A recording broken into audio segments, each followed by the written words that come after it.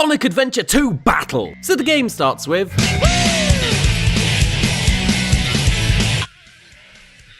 Give me 1 second.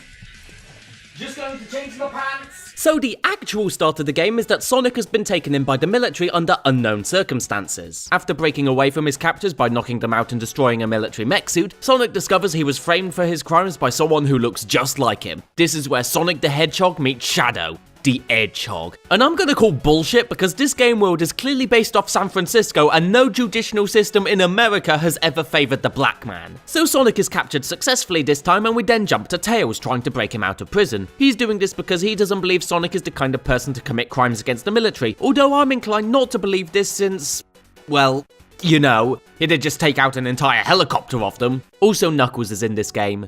He barely interacts with the story. In fact, whenever he does get to be around the other characters, they really do try to find the most mundane plot devices to use him. And each of the 3 characters I've mentioned all have their own gameplay styles. Sonic is a basic race to the finish, and I'll give them credit for keeping in the spirit of the older games. The levels are always more open with branching paths, it's all fast paced, it's pretty nice design. Shame it controls like a spasticated orangutan. Performing precise movements like turning corners functions with very little friction, which is somewhat ironic because with the amount of rage this causes, I would say there's a lot of friction to be had. I might consider saying it needs to slow down a bit, but that brings me to Tails' gameplay. Tails moves around in a giant walker and shoots what he sees. Unfortunately, I was not allowed to point the gun at myself. The controls are a lot more tolerable in this state, but the gameplay... Lord, did I want to suicide hard. If you can digest this lack of excitement for more than an hour, then you have my deepest sympathies. And it pains me to say, but Tails is not the worst. Knuckles missions require you to find 3 of whatever MacGuffin the game wants you to. Early levels are easy enough as they're all small and confined, but by the end game...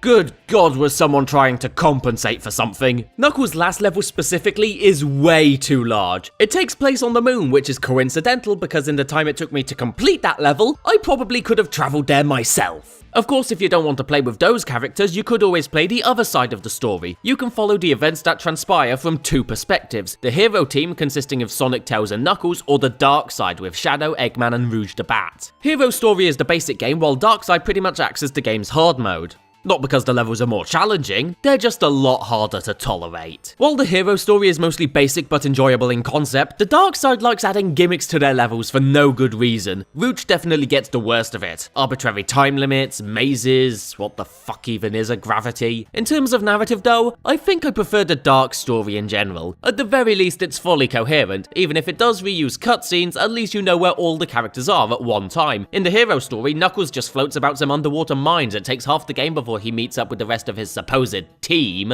Although there is somewhat of a benefit to playing 2 stories side by side, some things offhandedly mentioned in one team's story might be explained in the other, like the fact that in the hero game, the president will mention a secret agent working for them, and if you play the dark story, you'll know that Rouge is covertly employed by an unnamed organization. I know that last bit I just said feels kinda mundane and obvious to most people, but I've beat this game 4 times and I only just realized that. It blew my fucking mind. But one part of the game that is far from mundane is the soundtrack. Most people like to refer to it as butt rock, called so because it produces mostly shit but still has the power to transfix the general population. Shut up, that was a smart metaphor. It's just a shame the butt rock only takes up part of the soundtrack. Every character has a different style of music for their levels, and bizarrely, of all the people to have rap as their soundtrack, Knuckles wasn't my first bet. I imagine Sega realized they went the entirety of the 90s without doing some kind of rap song with Sonic, so they had to make recompense in this game, but were rushed for time and accidentally gave it to the most straight-edged character possible. But on the subject of sounds, while the music is great, the audio mixing in this game is a little less so.